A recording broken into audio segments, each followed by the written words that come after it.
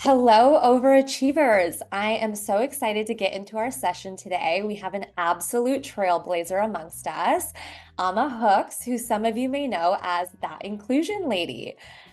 Quick funny story. So, Ama and I actually connected over social media, which I think is the beauty of the times that we're living in. When I first started the Overachievers, I was so hungry to get my hands on any content that was going to help inform me and my audience around the importance of DEI, the nuances, and understanding more of the what, why, and how. And Ama's content is so well done. It's very digestible. And when you're talking about some really challenging topics, it's important to do so in a way where all types of audiences can be heard. And I think Ama does an absolutely amazing job at that. So I'm really excited to have her here today.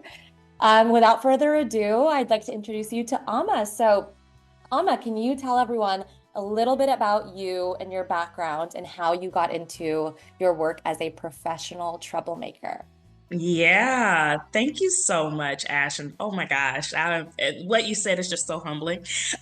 Um, It's so so good. how did I get into this? I will say it really initially started when growing up in Miami, right? Like, so I just always been aware of different cultures, how it makes people tick, how people are different than me, and you learn to just have an appreciation for it. But I formalized that appreciation by getting my master's in business, but focusing in global management. So that was my entryway into inclusion to really understand cross cultural communication, how it impacts business, how people look at financial industries differently, and all of that.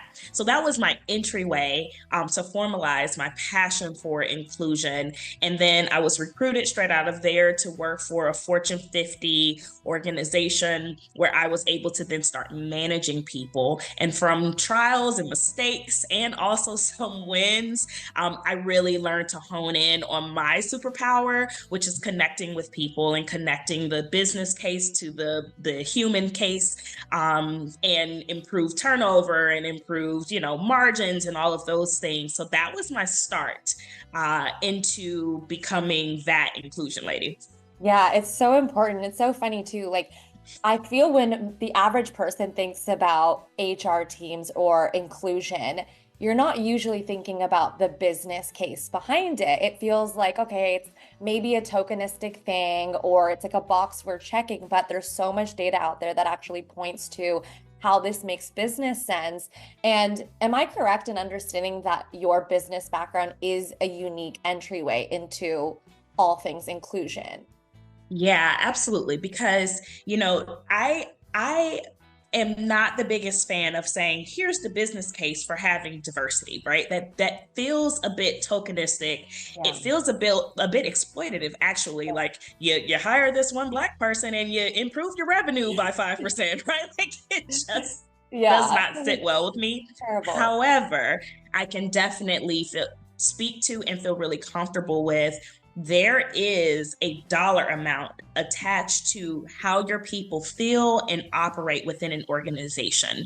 And if you don't care, it is going to impact things like margins, things like customer satisfaction, even things like, how you spend on your team and competitive advantage and competitive edge and market share and all of those things. So I initially start with data and I lead with passion and stories and anecdotes because it's just how both of my brains work. Again, like you said, having that business background, you can definitely you can put a money amount, you can monetize emotion essentially. Yeah, Being absolutely. happy at work is not just a like a Yeah, people feel want to know good. that there is an ROI on the investment they're making Yes, in their absolutely. people, which is so interesting. And we were talking about when you're first engaging with an organization, right? There's so many companies that know that they need to be making some efforts at improving working conditions and making equitable environments for all types of different backgrounds. Where do you usually recommend someone begins? And what type of advice would you give to a decision maker if they're thinking, okay, we're going to invest and where do we begin? Yeah, I would say assess your organization. Yeah. I always say start with an assessment because it's going to give you quantitative and qualitative data. Yeah. What I often see is that the C suite is experiencing the organization in one way, Yeah. and the employees are experiencing the organization in a different way. And oftentimes there's a disconnect. So look at an assessment and ask intentional questions, questions that provide an opportunity for someone to share their experience, but also questions to provide opportunity for you to understand the lived experience at your organization through different identities, as well as through various aspects of your organization. And so that is the starting point. See where you are, do a pulse check, get data Yeah. first, and then come together to say, okay, what do we need to prioritize and ruthlessly prioritize, because sometimes we can get overwhelmed of wanting to fix everything Yeah. quickly. And this is not a quickly, this is a game. This is a long game. It's a long play for sure. And I remember you had said that, which was what I loved. Like my background has been in tech and like speaking in terms of data is everything because that is how you should determine prioritization. We might think that there's like five different focus areas over here that need attention, and really there's one massive one over here that you can only really understand through asking the right questions, which is where working with external consultants, I imagine, is extremely beneficial. Is there one or two examples you can point to that you're most proud of when you look at the different engagements you've had over time and where you can see real impact being made? Oh my goodness. Yes. So before I answer that, I just want to piggyback off of what you said. And when we're looking at these priorities, oftentimes people look at it as two separate things like, okay, diversity and inclusion. Oh, and then we have our business strategy. But I'm going to continue to compare it to like a safety initiative. When we Yeah. think of a safety initiative, it's not, oh, this safety initiative off to the side. It's oftentimes a part of your business strategic plan. And so that is also important when prioritizing does this fall under the business strategic plan for 3 to 5 years, and right, Yeah. and how do we also prioritize so it impacts other parts of the business. So having said that and having that perspective, and with coming into an organization, I remember I was on a project and we were initially hired because of turnover, and they thought that they just needed to hire more people, so they thought they had a recruiting issue. And I'm like, okay. But again, asking more questions, looking at assessments, aggregating the data they already have, I quickly realized that they didn't have a recruiting issue. They had a retention issue, because you're recruiting over 1,000 people a year. You're doing something right Yeah. on that end, but those 1,000 people are also leaving. So what's the reason for that? And so at first they didn't look at this, of course, as diversity, equity, and inclusion. This was more on a HR perspective. But that's once you started peeling the layers back and looking at the data and talking to employees, you saw, no, this was an inclusion issue for sure. This was an equity issue. And what were systems we had to put in place to improve retention. And so there were a lot of systems we had to put in place, but a big focus was managerial behavior. Yeah. What do we need to do to change some of the behaviors that impact the day-to-day experiences of employees, where they also feel empowered to put themselves out there for promotions or development or to lead their people better and all of those things? So what was the result?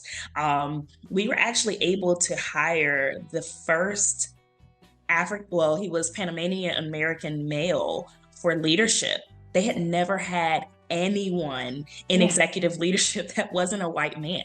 And so Yeah. that was one thing. But then we were also able to create the systems and structures where that person was empowered to make decisions. Because as we often see, you might have the first come to the company, but they're not able to show and showcase their talents. So we were able to do both. And that was just a really huge, huge win. And he's still there.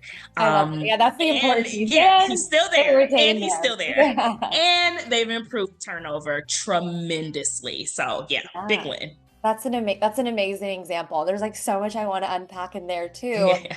A couple of questions I have. We'd spoken about this before. So I've been a hiring manager in the past, and you can kind of see how within an organization, there's so many different, everyone has a different management style. Everyone has a different relation to understanding what diversity means for their team and how they can best support it. And what I really liked about what you were sharing with me prior was looking at like the policies and frameworks that are in place that may actually be detracting from the experience of Black coworkers or Latina coworkers. Could you talk to me a little bit more about that in relation to things like performance plans and how you can create more of a process that works for varying groups? Yeah. So I'm going to take that in two different ways. One, looking at the policies, and then we're going to look at the practices, right? Because those are often two different things. So when we're looking at the policies and I'm auditing your policies, I am looking at what are these policies and how are they impacting different identities. And so a perfect example would be most organizations have a bereavement policy, which is amazing, but then those organizations also go to list the family that you can take certain amount of days off for. Well, when we do that, that negatively impacts collectivistic type of communities as well as people in the LGBTQ plus community. And so when I'm looking at this, I'm saying, how can this be more equitable and inclusive for all people, but can still support the organization and what they can financially do? So that's an example of looking at policies to say, how is it impacting different lived experiences? And how does this help the company be more competitive within the next, for example, 5 years? Yeah. Another example of that is a lot of organizations I've seen, you have to be there for, let's say, 3 years before, being considered for promotion. But who does that negatively impact? Well, typically younger generations, they don't submit to that.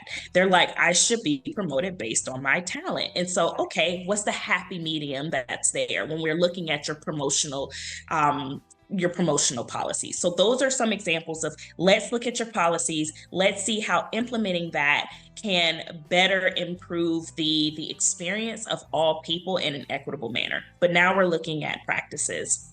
And so when we're looking at practices, that's when we're talking about behavior and looking at how some of these policies are rolled out equally and equitably, as well as looking at leaders to say, all right, let's start peeling back some of those unconscious biases. Let's see why this person is your go-to person. Let's see why you're hiring these people. I'm seeing a trend here. I'm seeing a trend on what's on your team. So again, starting with that data, but then allowing that data to show you where the behavioral analysis need to happen to improve, again, the lived experience and the leadership quality of those individuals. But did I answer your question?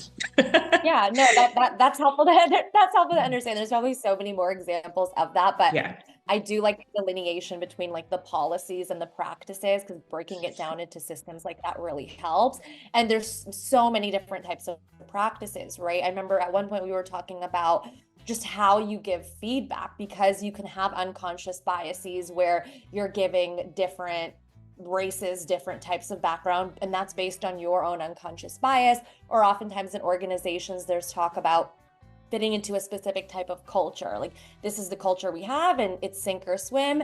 And that fails to take into consideration, is this just a white patriarchal culture? And how do you have those conversations and dissect it in a way that doesn't just immediately get people to have their walls up, right? Like, how do we have some of those tough conversations?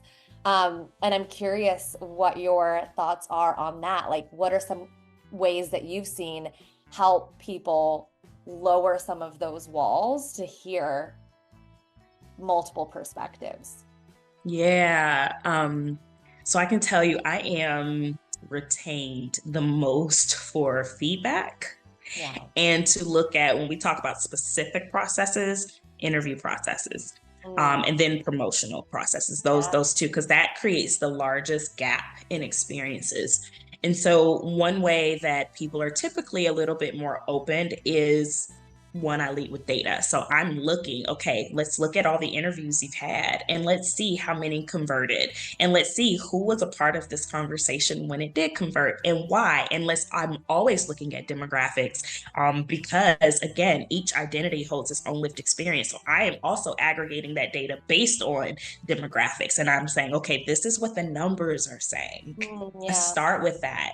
And then let's add some context to it because I often feel what the person has to say, even if they are at fault, even if they are that hiring manager that's always hiring middle-aged white men, right? yeah, Like you still have something to say and you still have a yeah, reason, but that reason also has an unconscious bias attached to it.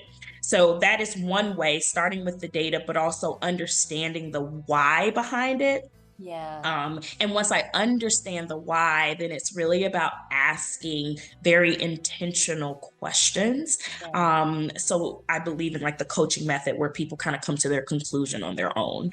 yeah. So that's some of the ways where I disarm people. And typically, if I'm there, they know what I'm there for. So I'll ask questions like, may I offer feedback right now?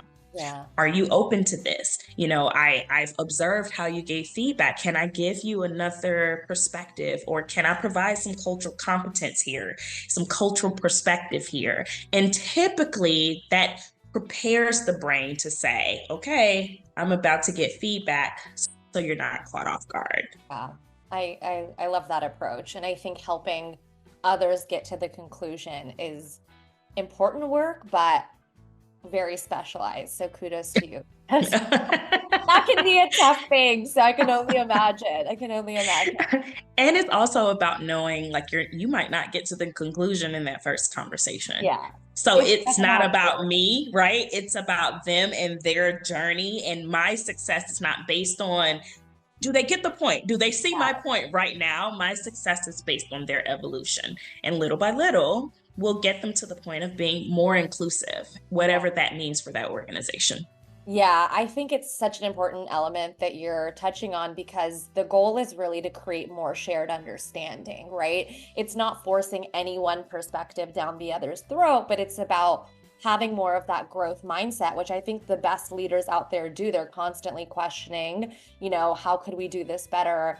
What are we doing well? And to have that type of mindset, I imagine, is what leads to incredible outcomes.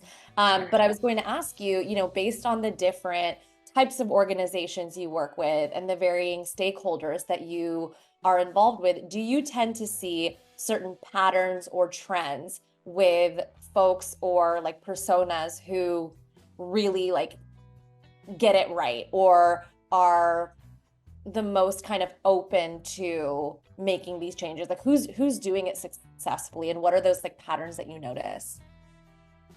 So, as far as who's doing it successfully, you have companies like Accenture who's doing a fantastic job, companies like Target doing a fantastic job. You have companies here in the South like Georgia Power doing a fantastic job, right? So, you have these companies that are doing the work and they've been doing the work before it became popular in 2020. Yeah, that's really important. Um, but I would say, that the profile of someone who's typically a bit more open is someone who's humble Yeah. and honest. And what I mean by honest is they're willing to have hard conversations. And they might get defensive in those conversations, but we can call that out as well. So someone who's humble enough to know I don't have all the answers, and I'm doing a really good job with one part of the business. There's other parts where I need some help, right? And that's where I come in. But also to have those honest conversations, because like we talked about, even during an interview process and someone being the first at an organization, whether it's the first gay person, first Black person, first woman, whatever, in a leadership position, like how do you prepare them for that? And remember, we talked about, be honest, like if this was a date, like how Yeah. would you have that conversation, Yeah. right?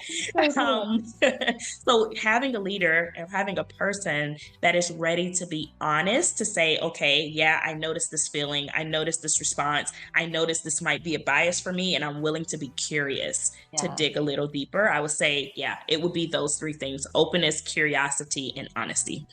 I love that. And that reminds me, like, you can have that at whatever level you're at. Like, Absolutely. I've seen it with like someone who has 2 years of experience, 7 years C-suite. Like I really think it exists at so many levels, which brings me to like the next point that what I've seen and what I think is most effective is there's levels of accountability across the board. Maybe you're lucky and you have someone on the C-suite or multiple C-suite leaders who are like, this is a priority, we want to invest. But I think sometimes we forget that hiring managers or emerging leaders have a voice, and it's important to express that, especially if this is important to you or if you're seeing gaps in your workplace. Could you talk a little bit about some of the ways our listeners could lean into individual accountability at varying stages, depending on where they're at in their career? Yeah, I think you can create a metric for almost anything. So I am a huge proponent of the 12-week year. Not sure if you're familiar with it, but it's in an entrepreneurial operating system by Brian Moran, and they create goals, but quarterly. Yeah. And so they look at 12 weeks as if it's 12 months. So why am I saying that? That's for someone at any level. And so if you are interested in creating a more inclusive workplace environment, then create a metric around it and have everyone really buy into what that metric is, have everyone's input into what that metric can be to really showcase improvement. Because ultimately, regardless of race, religion, sex, creed, any of those things, people want to feel successful in their role. They want to win. And so I think that is how you can really create not only accountability, but buy in. So if you're a supervisor and you notice there's an experience on your team that you don't like, or you're noticing an issue with attendance, or you're noticing an issue with turnover, like create a metric around that. You Yeah. don't need to get permission for that. And Yeah. then have everyone understand their role, their individual contribution to what that metric is. Because now you're getting buy-in from every single person and they know whether it's a whirlwind of a day or not, what am I doing to impact this overall goal? So I come at it from a very strategic approach where we're saying, here's the accountability, it's the metric, it's the meetings, it's the follow-up, it's the buy-in, and then here are your actions that you need to actually do to make it happen.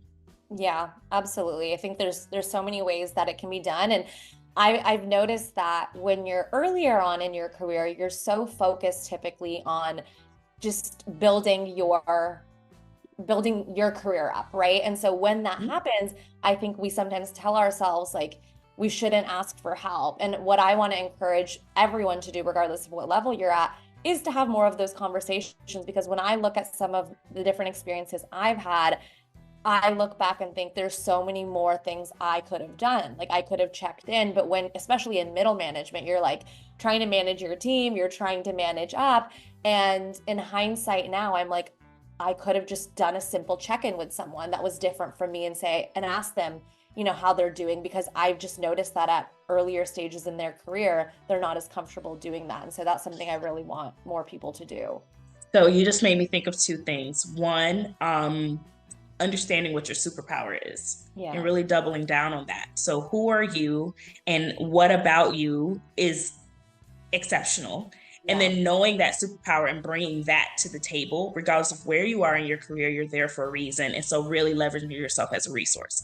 As well as check ins are so important and we don't do them enough. So, the annual evaluation, some companies don't even do that anymore No. because it's based on those regular check ins. And if you can do that and provide aggregated information to a higher up that's going to help them make a specific decision better or Yeah. give them more competitive advantage or give them Yeah. insights that they didn't necessarily have, even in the beginning of your career, you're positioning yourself as a resource, you're engaging and you're inspiring. And as a result, you're also helping people as well as yourself. Totally. It's a great way to bring your superpower to the table and have maybe departments that you're not typically working with better understand Yes. what you bring to the table. There was a really great example actually where someone that was more junior, she was a female on the direct sales team, came to me and was just venting about how there was a new hire on her team that she was probably going to have to manage, and he was another white male on the sales team. And what she expressed to me was that during that whole interview panel, like there was not a single woman that the candidates were talking to. So she was just kind of expressing this frustration to me. in my dream world, I'm like, girl, you go straight to HR and say something, right? But I realized like I was comfortable for her to come to. I had more seniority and clout probably. I immediately went to HR, didn't mention her name, and just said, hey, I'm curious to understand why there isn't greater diversity on the hiring committee if we're looking to hire different people for the direct sales team. And what I will say, I was really impressed with overnight, they changed that policy. And so I think that just shows the power of like different people coming together within a team. Like your voice does matter. Maybe, different organizations are different, but I was really impressed to see overnight, not only for that department, it became an HR policy across the board to have mixed representation as a part of the hiring committee. So sometimes I think it's easy to kind of get down on things or say that's not my problem or there's no likelihood of change. But if you don't try, you'll never get there. Oh So my gosh, culture is not a you thing. It's yeah, a we thing. It's a us thing. Like each person at an organization impacts the culture. And if I was there like coaching that girl, I would say, you know what? Do you feel like you have an knack for seeing gaps and seeing things that are missing, right? And if that's the case, that's your superpower. So in yeah, every meeting, who else should be here? Whose yeah, voice should be heard? Who's missing? Because in any decision-making group, there should be people that represent the impacted parties there. And yeah, everyone doesn't think that way. And yeah, so presenting yourself as this is my working style, this is how I process information, that's when we really get into the diversity of thought. I often think it's how we present it, but we got to also know ourselves and know what we're bringing to the table. But good for you for like speaking up and getting some change yeah, it's tough stuff. done. I'm a little bit of a bulldozer sometimes. So I'm like, what's happening? How do we, that's a little bit of my style. So, but I do think Mhm. it's an important example because I've just noticed sometimes people will just rather they don't want to take it on because it can be these are daunting things, and it is more comfortable to just focus on you and your problems in your world. And I just don't think that that is benefiting the greater good. Um, how do you sustain your passion and resilience? And what strategies would you recommend for others in the field? So I know we talked a lot about like gender and race, but this is also huge for younger people in the organization. And so you might be a 20 something year old saying, what can I bring to the table? Or why would someone in a higher level role listen to me? But you have the perspective of your generation. And so Yeah. you can leverage that because generational differences are huge in the workplace right now. So how can you utilize your generational youth to help inform decisions, right? Not one person represents an entire subgroup, but you can definitely help provide perspective. So, going to your question of how do I keep myself just engaged and keep my passion going for this work? So I will say personally, I do the journaling, the therapy, the reading of books, and all the things, right? But my why is much bigger than myself. I look at the numbers and I say, what's my part? And so even when focusing on like race and culture, which is something I specialize in, I'm looking at the numbers and I'm like, okay, I don't have the expertise to impact healthcare. I don't have the expertise to impact the educational system. I am not going to always impact the financial system or all the other disparities that specifically exist here in the United States. But I can make one impact, and that is in someone's experience in the workplace. And so I look at it as if I can create a workplace that is more inclusive and more equitable, then more people have an opportunity to get promoted, to get equally paid, to get increase within that organization, get the development and all of those other things.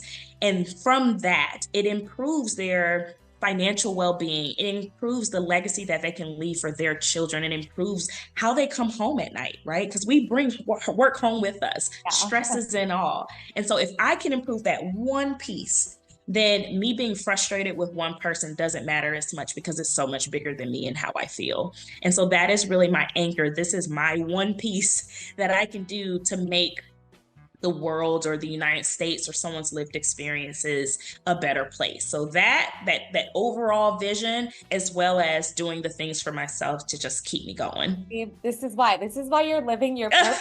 Just like hearing you Thank talk, you. I'm like, It's so funny because it's so true. Like I look at, it's crazy. Like I see like that is what everyone should aspire to, like with whatever their dream career is. Like I think for me, it's so funny. Like for so long, this is why I had a moment after like a decade in tech where I was like, what am I doing? Like, do I care about this? Like, yes, I am so good at connecting with people. I love working with some of these incredible brands and being on like the cutting edge of technology. But at some point, I took a step back and was like, what are my strengths? What are my superpowers? And what am I willing to lose sleep over? And when I started to see so many young women of like different backgrounds, different colors coming to me with issues that I was dealing with at a young age, I was like, oh no, like we're pivoting here. Like I'm taking these skills and I think it's so important to really live and honor your purpose. So that's why you're so Yeah. good. Because Yeah. No, that's thank where it you. comes naturally. You're like, I will do whatever it takes because this means something to me. And Yeah, this is my very piece. powerful. You can look at everything in the world and be like, oh my God, I can't make a difference in this. Like things are so bad. You can look at it like that. Or you Yeah. can say, yeah, there are a lot of bad things, and this is my one way. Just one. This is my way of impacting it. And that comes differently for each person. For me, my son was my inspiration. I'm like, uh-oh, I gotta Yeah. make some changes. I got a baby now, right? So, but Yeah. everyone's inspiration is different, their motivation is different. But as long as you're doing something that is meaningful to you.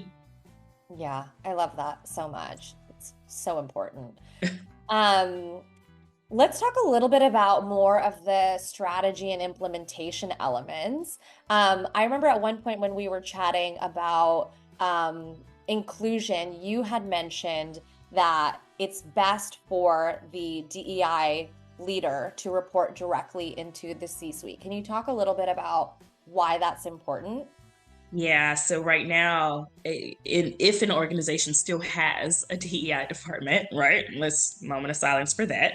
Yeah, yeah. Um, they often report into HR, but DEI is meant to be the oversight of HR, as well as DEI is not only for the people. DEI impacts the budget. DEI impacts legal. It impacts marketing and promotions and how you portray yourself within the organization. So, like public affairs, all of that. So, we look at DEI as integrated into the entire strategic plan in the entire organization. Then who best to manage that? And that would be someone in the C suite, like the CEO. Another thing is the entire reason HR was created was to create structures and systems for an organization, specifically in the industrial times. Well, guess who wasn't considered when these systems and processes were being created? Most marginalized identities.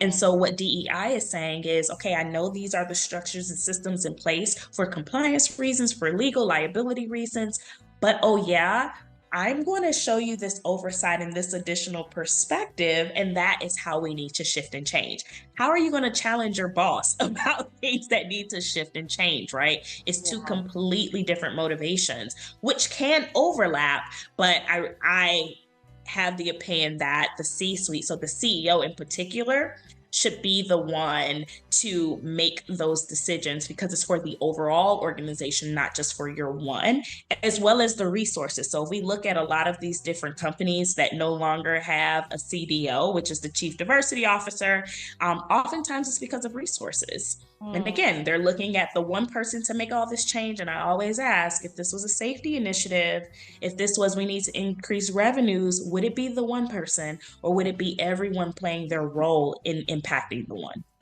So that is some of the structural aspects to how I think. I also believe in looking at how people gain access to opportunity. And so that is something structural because you're looking at what are my promotions processes, what are my development process, what are my networking, sponsorships, mentorships, all of those things. What are departments that are feeder systems into the C-suite, right? Like all of that. What are those structures that we need to now look at and see if there are areas to make it more equitable? So it's looking at systems, but Yeah. also looking at structure, who reports to whom and why. I love that observation because it's just not something I had thought about before.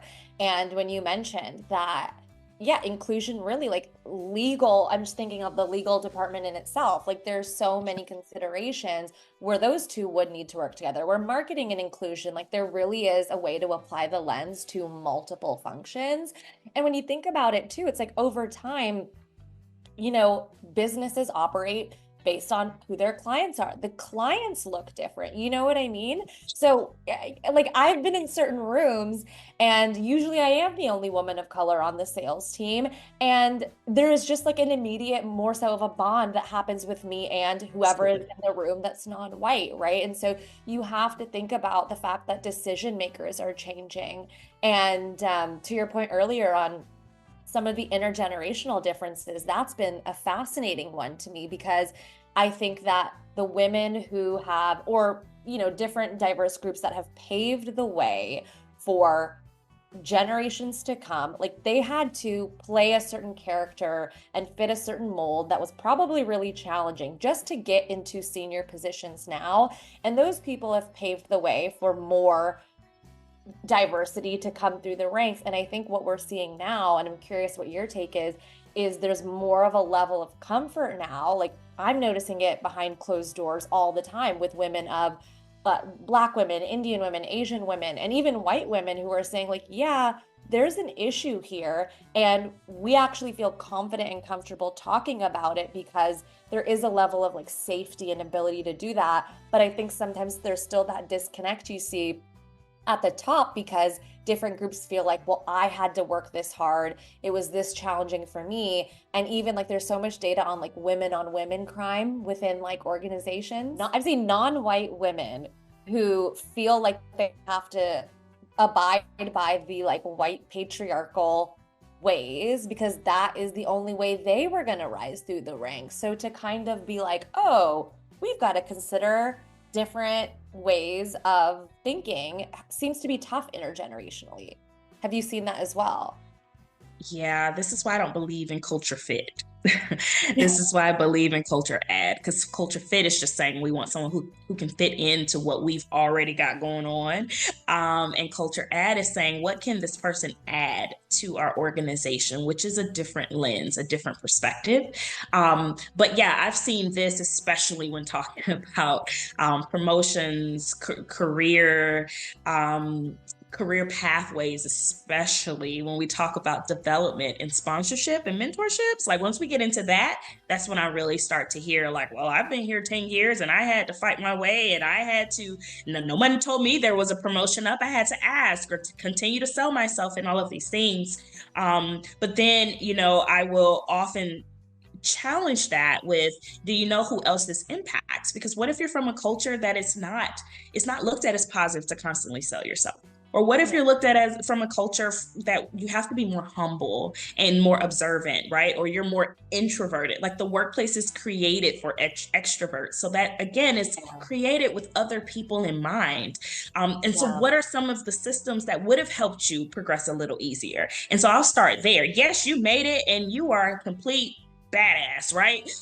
But what would have helped? And what did you want in those moments? And we start to brainstorm on what that could have been. And now looking at it as, okay, what could be an option or a possibility now. And it's really just breaking through that I did it, you have to do it. Now, some people will never change, and that's understandable. But again, like you said, the market share is changing, decision makers are changing. So if you want to stay up with the times and you want to be relevant and cutting edge, you got to listen to some of this. and Totally. I mean, yeah. I was gonna say, I feel like it's something I just believe truly deep down. Like it's like Blockbuster and Netflix to me. Like if you don't understand and you do not adapt, the next generation who is like very comfortable being themselves, like they're more authentic, they're gonna go to the places that support them and feel inclusive. And you will be missing out on so much talent if you are not willing to take a look in the mirror and see what's actually happening. So, Forbes did a study on that. So 70 to 80% of Gen Z care and ask about your DEI initiatives. So right now that might not seem like a big deal, but as we know, this fight for talent is cyclical. As we start to fight for talent again, that's going to be huge. And so where's your top talent going? Are they going to places that are more flexible with work schedules? Are they going to places with more inclusive benefits? Are they going to places that have a more inclusive workplace environment? These are questions they're asking in the interview. You're now being interviewed just as much as you're interviewing them. And so what do you want? Where do you want your top talent to go? And who do you want to be described as in the workplace? Because your company has a reputation. You have different Facebook groups, you have different blogs out there that's talking about these lived experiences, and your people are your biggest advocates. You can't pay for better marketing than the people that work for you, right? So what are you creating for them to say? What's the narrative you want them to tell? And it starts with all of the structural work and the inner work that we've been talking about. Totally, totally. I think that makes perfect sense. And when you look at, I mean, we won't go too much into it, but when we're looking at the current state of DEI, I mean, it's fascinating because, to your point, diversity means so many different things. I think whoever wants to see it with a negative connotation and run with it, like they're going to do that regardless. But there's so many studies, there's so much research that shows different ways of thinking, like creative problem solving. Like diversity means so much, to your point, like introverts and extroverts. Like how do you create spaces that support just different needs? What are your predictions for the future of DEI in the workplace? And how do you recommend organizations prepare for those changes? Yeah, I think the name is going to evolve, but the work is going to stay the same. And here is what further convicts me. So I am a certified EEOC investigator. Settlements and filings have increased this year. Yeah. This year, right? And for last year. And so what does that mean? That means there's a dollar amount tied to your behavior, because a lot of these filings of discrimination have preventative behaviors that could have happened. Something like feedback, something like interview processes, something like promotional processes, something like practices, and all of those things. That's what these filings are about. So what can we do to prevent that? That is liability. That's legal. When we think about ISO, so ISO is like OSHA has different designations for organizations. OSHA is the oldest employee law. Psychological safety is not one of them. Think about that. Yeah. You can get designated on how your organization ranks with psychological safety. I never thought I would see it. That's the same as like safety. That's just regular safety, right? And so when we think about this, the name may change.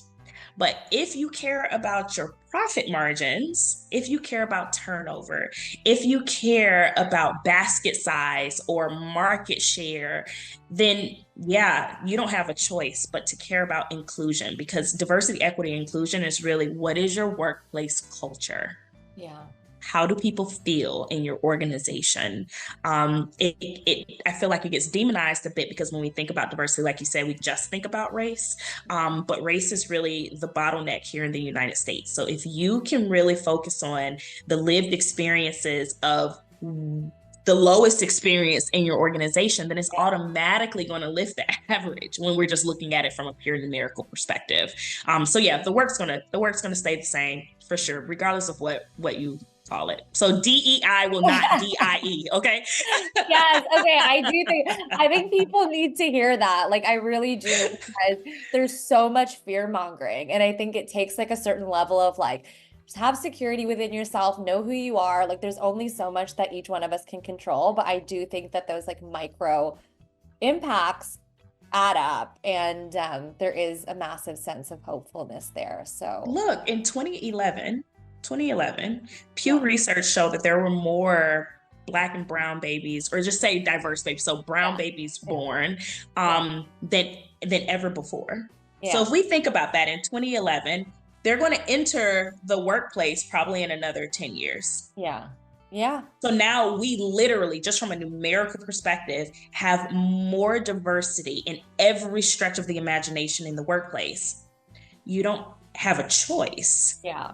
your systems have to change to represent who the makeup of the world is. Yeah. Same goes for disabilities and all of those things. So that's why the impacted parties need to be at the proverbial table when brainstorming and making these decisions. So yeah, the work's not gonna stop. Yeah, the work's not going to stop. I love it. That gives me continued hope. I'm so happy Yeah. to hear that. Well, as we wrap up, do you have any final actionable pieces of advice or steps that our listeners can take immediately to evaluate or improve DEI in their workplaces? Yes. So I think you can, one, do your inner work. And we hear so much about the inner work, but one of the easiest ways to do it is, what group makes you the most uncomfortable? And ask yourself why, and start doing the inner work there, because typically there are biases that are underlining that why, and you might be managing or working with that why, that talent, that subgroup. So start there. That's number one. Number two, if you are in a workplace, specifically if you are a leader, look to see who's speaking up in meetings, who's not, who's my go-to person, who's not, who's constantly being invited to different opportunities, who's not, and ask yourself why, and ask yourself who else should be here. It doesn't have to be the five who else, it can be the one who else. But if each one of us do that, then we are creating more space for more voices and more perspectives to be considered. I love that. That's so great. And those are very like Very easy to actionable. remember, actionable. Yeah. It's funny, like you hear it. I feel like you hear it every now and then, but like I really want that to sink in with people because it's important. It's just important. Once you start doing it, I think other people notice it as well. Yes. And it's something that has to be an active, ongoing process. It is not a one and done by any means. No, nope. And it's not a zero sum game. So me focusing on women doesn't mean I don't like men. Me focusing on Gen Z does not mean we don't care about boomers, or it can go on and on. Look at it as our focus is going to enhance everyone. It's similar to the curb cut, right? That was created for people with a disability, for people on crutches or wheelchairs. But think about it now. The curb cut is something moms use, people with shopping carts use, parents use for strollers. Like, focusing on the one focuses on the all. It is not a zero sum game. I love that. Abundance mindset. Yes. I love it. Well, thank you so much for taking the time to chat today. If Absolutely. anyone's not already following Ama, follow her at that_inclusion lady for more Yes. tips. So thank Thank you. you so much.